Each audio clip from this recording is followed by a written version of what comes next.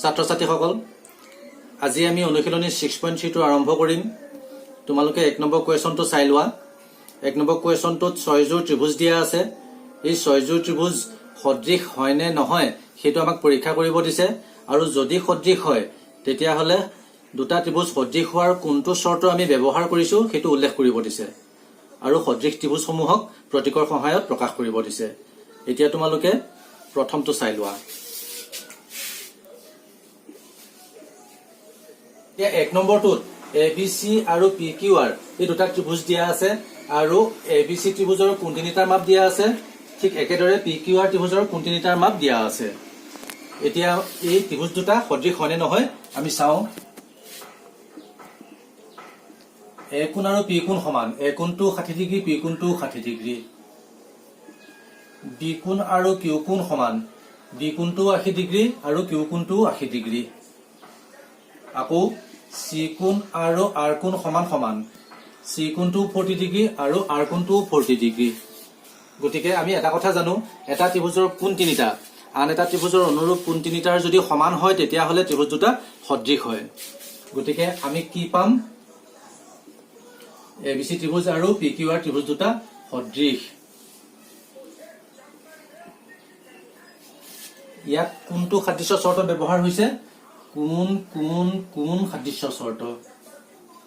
এই শৰ্তটোক তোমালোকে এনেধৰণেও লিখিব পাৰিবা, এ সাদৃশ্য শৰ্ত। এতিয়া মই 2 নম্বৰটো কৰিম, তোমালোকে 2 নম্বৰটো চাই লোৱা। ইয়াত ABC ত্ৰিভুজৰ বাহু তিনিটাৰ মাপ দিয়া আছে আৰু PQR ত্ৰিভুজটোৰ বাহু তিনিটাৰ মাপ দিয়া আছে। এতিয়া ABC ত্ৰিভুজ আৰু PQR ত্ৰিভুজ দুটা সদৃশ হয় নে নহয় আমি চাম। যিহেতু বাহুবিলাকৰহে মান দিয়া আছে, গতিকে এই বাহুবিলাক সমান অনুপাতত আছে নে নাই সেইটো আমি পৰীক্ষা কৰিম। AB বাই QR চাওঁ মই। AB কিমান দিয়া আছে? 2, QR দিয়া আছে 4। এইটো কিমান পাম? হাফ। ইয়াৰ পিছত চাওঁ BC বাই RP। BC দিয়া আছে 2.5 আৰু RP দিয়া আছে 5। হৰ আৰু লবক মই 10 ৰে পূৰণ কৰো, এইটো হ'ব 25 আৰু এইটো হ'ব 50। এইটো কিমান পাম? 25 দুগুণ 50, হাফ পালো। ইয়াৰ পিছত CA বাই PQ। CA হল 3 একক আৰু PQ দি আছে 6, এইটো হ'ব হাফ। এতিয়া আমি কি পালো? AB বাই QR, BC বাই RP, CA বাই PQ এই আটাইকেইটা অনুপাত সমান। AB by QR is equal to BC by RP is equal to CA by PQ। গতিকে আমি কি পাম? ABC ত্ৰিভুজ আৰু QRP এই ত্ৰিভুজ দুটা সদৃশ হ'ব, আৰু সাদৃশ্য শৰ্তটো হ'ব বাহু বাহু বাহু সাদৃশ্য শৰ্ত। ইয়াক তোমালোকে S সাদৃশ্য শৰ্ত বুলিও লিখিব পাৰিবা। এতিয়া 3 নম্বৰটো চোৱা। তোমালোকে ইয়াতে LMP এই ত্ৰিভুজটোৰ বাহু তিনিটাৰ মাপ দিয়া আছে, আৰু DEF এই ত্ৰিভুজটোৰো বাহু তিনিটাৰ মাপ দিয়া আছে। এতিয়া আমি এই ত্ৰিভুজ দুটাৰ বাহুবিলাকৰ অনুপাতটো চাওঁ। প্ৰথমতে চাম MP বাই ED। MP কিমান দিয়া আছে? 2 আৰু ED দিয়া আছে 4, ইজিকলটো কিমান পালো? হাফ। ইয়াৰ পিছত PL। ইয়াত চাওঁ DF। PL বাই DF। PL দিয়া আছে 3 আৰু DF দিয়া আছে 6, ইজিকলটো ইয়াতো পালো হাফ। এইবাৰ লম LM। এই ত্ৰিভুজটোৰ পৰা ললো LM আৰু এই ত্ৰিভুজটোৰ পৰা লম FE। LM কিমান দিয়া আছে? 2.7 আৰু FE দিয়া আছে 5। 10 পূৰণ কৰি দিছো 27, এইটো 10 পূৰণ কৰিছো 50। এতিয়া আমি পালো কি? MP by ED is equal to PL by DF. কিন্তু LM by FE ইহঁতৰ সমান নহয়।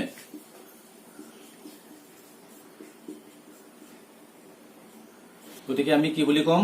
ত্ৰিভুজ দুটা সদৃশ নহয়।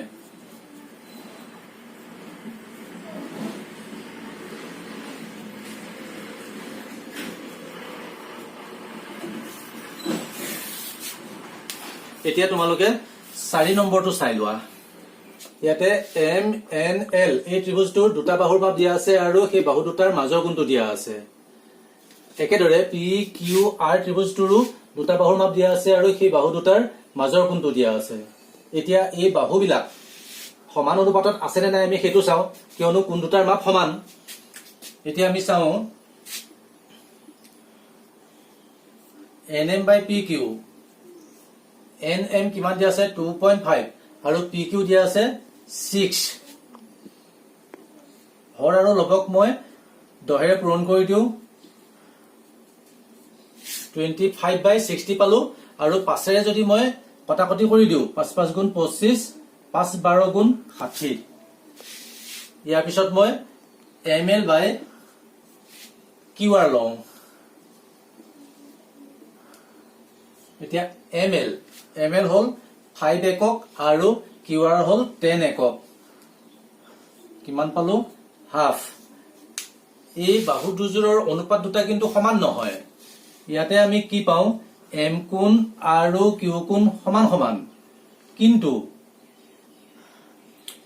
NM by PQ আৰু ML by QR সমান সমান নহয়।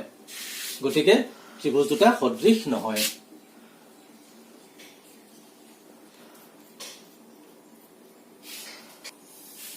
এতিয়া তোমালোকে 5 নম্বৰটো চাই লোৱা। ইয়াত ABC ত্ৰিভুজৰ A কোণটোৰ মাপ দিয়া আছে আৰু দুডাল বাহু AB আৰু BC মাপ দিয়া আছে। ঠিক সেইদৰে DEF ত্ৰিভুজৰ F কোণটোৰ মাপ দিয়া আছে আৰু EF আৰু DF ৰ মাপটো দিয়া আছে। এতিয়া আমি দুটা ত্ৰিভুজ সদৃশ হোৱাৰ আমি এটা শৰ্ত পাইছিলো। সেই শৰ্তটো আছিল বাহু কোণ বাহু সাদৃশ্য শৰ্ত।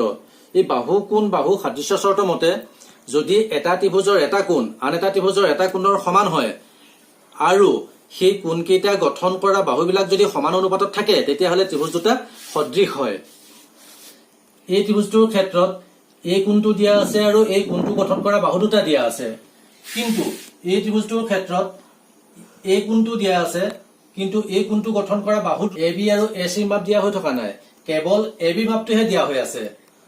যেহেতু AC মাপ দিয়া নাই, গতিকে আমি এই ত্ৰিভুজ দুটা সদৃশ হয় নে নহয় আমি প্ৰমাণ কৰিব নোৱাৰিম। আৰু সেয়েহে আমি কম যে ABC ত্ৰিভুজ আৰু DEF ত্ৰিভুজ দুটা সদৃশ নহয়। এই ত্ৰিভুজ দুটা সদৃশ বুলি ক'বলৈ আমাক যিখিনি তথ্যৰ প্ৰয়োজন, এই তথ্যখিনি যেহেতু যথোপযুক্ত নহয়, সেয়েহে আমি ত্ৰিভুজ দুটা সদৃশ নহয় বুলি কম।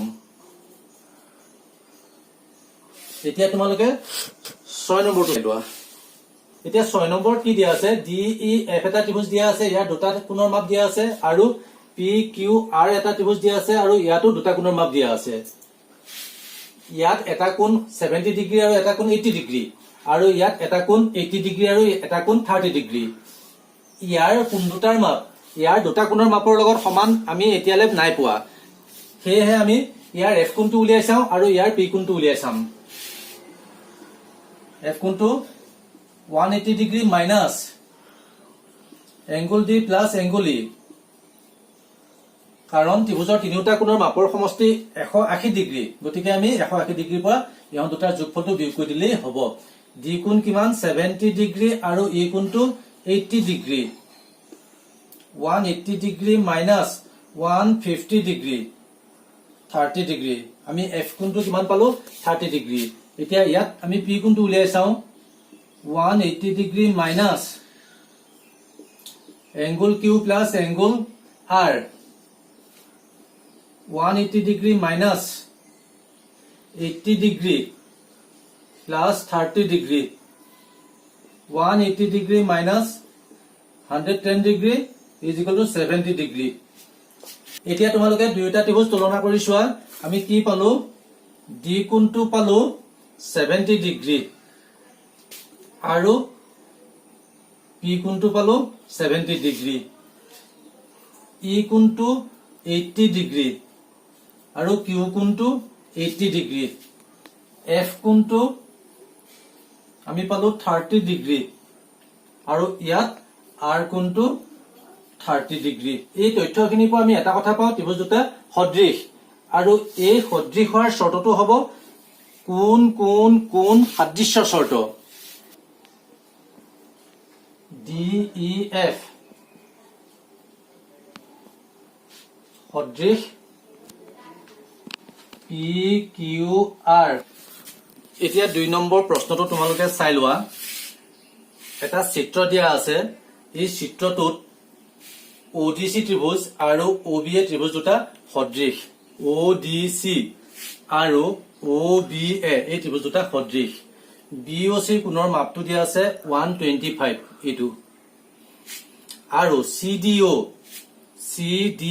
এই কোণটোৰ মাপ দিয়া আছে 70 ডিগ্ৰী এতিয়া আমাক নিৰ্ণয় কৰিব দিছে DOC এই এংগলটো নিৰ্ণয় কৰিব লাগে DCO এইটো এংগল নিৰ্ণয় কৰিব লাগে আৰু OAB এই এংগলটো আমি নিৰ্ণয় কৰিব লাগে এতিয়া আমি সমাধানটো কৰো এতিয়া তোমালোকে চোৱা BD এডাল ৰেখা গতিকে BOC কোণ আৰু COD কোণ এই কোণ দুটা যোগ কৰিলে আমি কিমান পাম 180 ডিগ্ৰী পাম BOC কোণ প্লাস COD কোণ ইজ ইকুয়াল টু আমি কিমান পাও 180 ডিগ্ৰী তে BOC কোণটোৰ মাপটো কিমান দিয়া আছে 125 ডিগ্ৰী গতিকে ইয়াত মই বহাই দিও 125 degree plus COD is equal to 180 degree implies COD কোণ is equal to 180 degree minus 125 degree is equal to আমি কিমান পাম 55 ডিগ্ৰী এতিয়া আমাক উলিয়াব দিছে DOC এই DOC কোণটো ওলাই গৈছে মই এটো এনেকৈ লিখিব পাৰো অৰ্থাৎ DOC কোণ কিমান পালো আমি 55 ডিগ্ৰী এবাৰ উলিয়াম DCO ইয়াত উলিয়াব দিছে DCO ত্ৰিভুজটোৰ পৰা আমি পাওঁ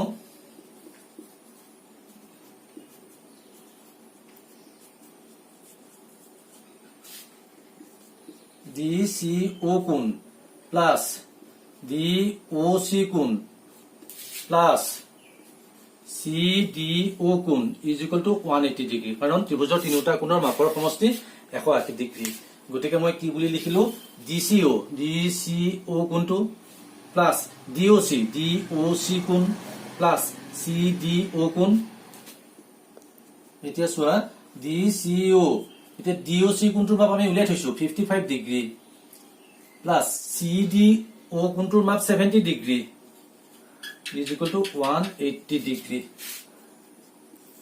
DCO plus 55 plus 70 কিমান হ'ব 125 degree is equal to 180 degree implies DCO কোণ is equal to 180 degree minus 125 degree is equal to 10 ৰ 5 গলে 5 7 ৰ 2 গলে 5 55 ডিগ্ৰী আমি কিমান পালো DCO কোণটো পালো 55 ডিগ্ৰী এতিয়া আমি কি উলিয়ালো DOC উলিয়ালো DCO উলিয়ালো এতিয়া বাকি আছে OAB কোণটো আমি উলিয়াবলৈ বাকি আছে এতিয়া আমাক এটা কথা দিয়া আছে যে ODC আৰু OBA ত্ৰিভুজ দুটা সদৃশ যেহেতু ত্ৰিভুজ ODC আৰু ত্ৰিভুজ OBA এই ত্ৰিভুজ দুটা সদৃশ বুলি আমাক দিয়া আছে গতিকে কি হ'ব angle OAB is equal to angle DCO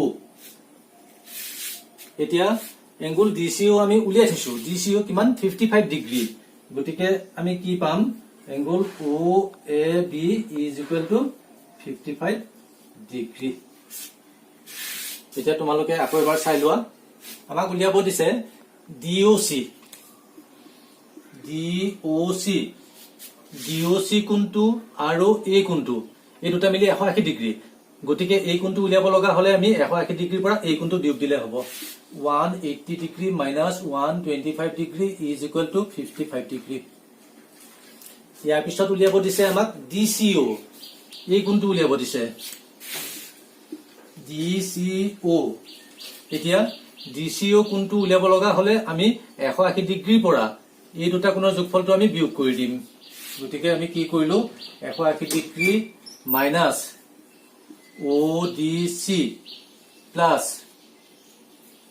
DOC is equal to 180 degree minus ODC আমাক কিমান দিয়া আছে 70 ডিগ্ৰী এটো ইয়াত CTO বুলি লিখা আছে প্লাস DOC টো এইমাত্ৰ উলিয়াইছো 55 ডিগ্ৰী 180 ডিগ্ৰী মাইনাস 125 ডিগ্ৰী এটো হ'ব কিমান 55 ডিগ্ৰী আকৌ আমি DCO 55 পালো ইয়াৰ পিছত আমাক উলিয়াব দিছে OAB এতিয়া এই ত্ৰিভুজটো আৰু এই ত্ৰিভুজটো সদৃশ বুলি আমাক দিয়া আছে ODC আৰু OB এই ত্ৰিভুজ দুটা সদৃশ আৰু সদৃশ হলে অনুৰূপ কোণবিলাক কি হয় সমান হয় গতিকে আমি পাম কি এই কোণটো আৰু এই কোণটো সমান হ'ব এটো কোণে এই কোণটোৱে সমান অৰ্থাৎ OAB কোণটো DCO কোণৰ সমান এটা DCO কোণটো আমি উলিয়াই থৈছো 55 ডিগ্ৰী গতিকে আমি কি পালো OAB কোণটো 55 ডিগ্ৰী তোমালোকে ভিডিওটো বাৰে বাৰে চাবা তেতিয়া তোমালোকে আয়ত্ত কৰিব পাৰিবা এতিয়া ছাত্ৰ ছাত্ৰীসকল আজি আমি 1 নম্বৰ আৰু 2 নম্বৰ কৰিলো পৰৱৰ্তী পাঠদানত আমি 3 নম্বৰ আৰু 4 নম্বৰ কৰিম আজি পাঠদান আমি ইমানতে সামৰণি মাৰিব ওলাইছো ধন্যবাদ